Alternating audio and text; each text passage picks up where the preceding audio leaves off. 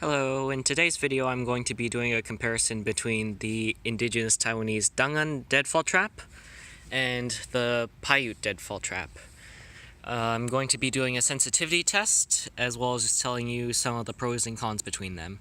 And of course I'm going to be using the same rock for both tests. I'm going to be using this larger rock, just to try and keep it as consistent as possible. So let's begin. Okay, so for the Dangan, you have 6 components. You have this stick right here, and the string that comes with it, that's tied onto it. You've got this Y stick right here, the stopper, trigger stick, and the toggle. Of course, not including the rock. But with the Dangan, you have a lot less carving to do. Also, by the way, here, you don't have to have it looped around like this.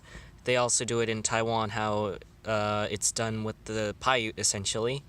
But I do it this way because they also do it this way sometimes, plus you can switch out this stick if you want to.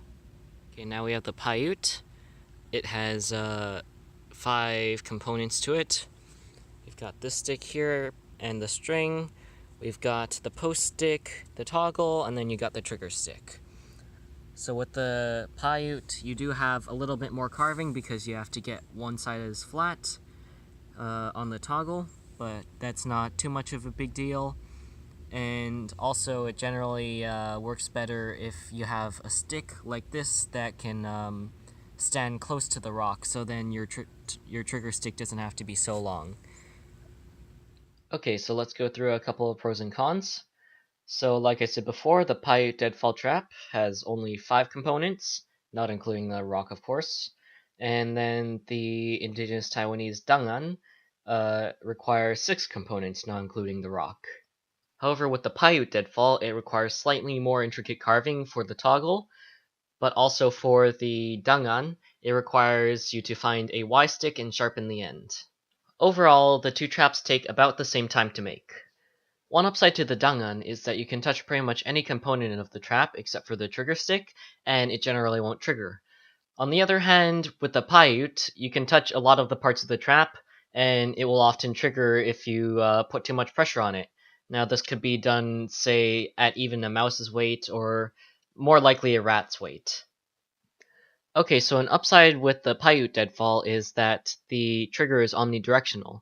This means you can put pressure on almost any side of the trigger, and it will likely go off. With the Dangan, on the other hand, the best way to push on it is downwards. I have found that if you set it up well, then you can press it from either side and it will also go off, but to a lesser extent than straight downwards.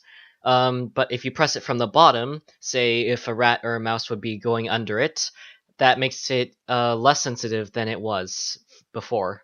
So you'll notice I put a couple of arrows on the image. The redder it is, the easier it is to trigger it that direction. Okay, as for setup, the Paiute's very easy to set up, long as all the components are well done. The major downfall, however, is that if your rock is too smooth, then your trigger stick generally will have a problem balancing. But if you get something grittier like sandstone or something with some ledges in it, then it's very easy to set up. The Dangan is also very easy to set up. The only downfall with it is really that if you have your stopper in the incorrect place, then your trigger stick will be too far to the outside of the rock, one way or the other, and it really just takes a bit of more time to make sure the trigger stick is in the correct position in the center of the rock. Another upside with the Dangan is that it's very easily adjustable. It's very easy to adjust the height of the rock. You could just stick the Y stick further into the ground. It's very easy to adjust the sensitivity of the trigger just by moving it up and down from the toggle.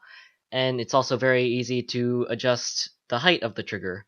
However, it's not quite so easy to adjust the horizontal position of the trigger.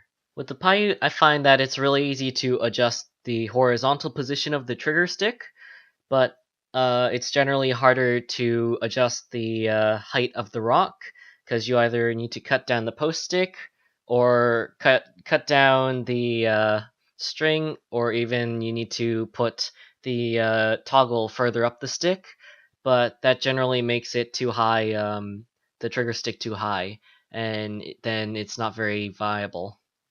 As for gathering the resources to build each of the traps, I find that the Paiute is easier, not by much, but not too little that it's insignificant. Mostly because you don't have to look for something as specific as a Y stick, and it also takes generally less resources altogether. Okay, so that does it for the pros and cons. Let's go on to the sensitivity test.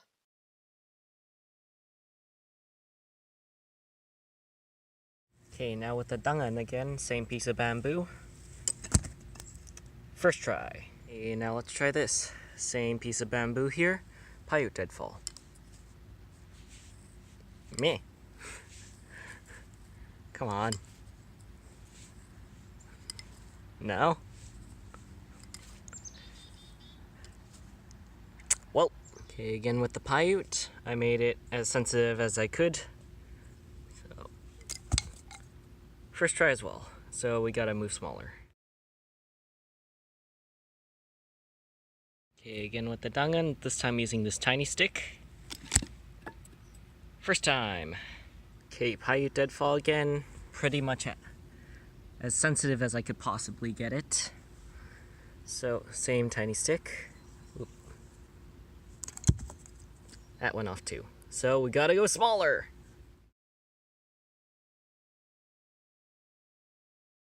Okay, Paiute again with the tiniest stick ever. Went off. Okay, again with the Dangan with the tiny stick. Oh, don't touch it. And it's off. Okay, so I don't think there's very much point going past this tiny little thing. It's 0.26 grams or something, because at that point it may as well just be a gust of wind. So that brings us to the end of the video. So if you want a quick and reliable build, and you have the access to the right materials, go for the Paiute Deadfall trap. If you have a bit more time on your hands and want something that's versatile, easy to set up, and easy to adjust, go for the Dangan. Personally, I prefer using the Dangan, mostly because of its adjustability, but also because it works a lot better with the big ocean-smoothed rock that I have.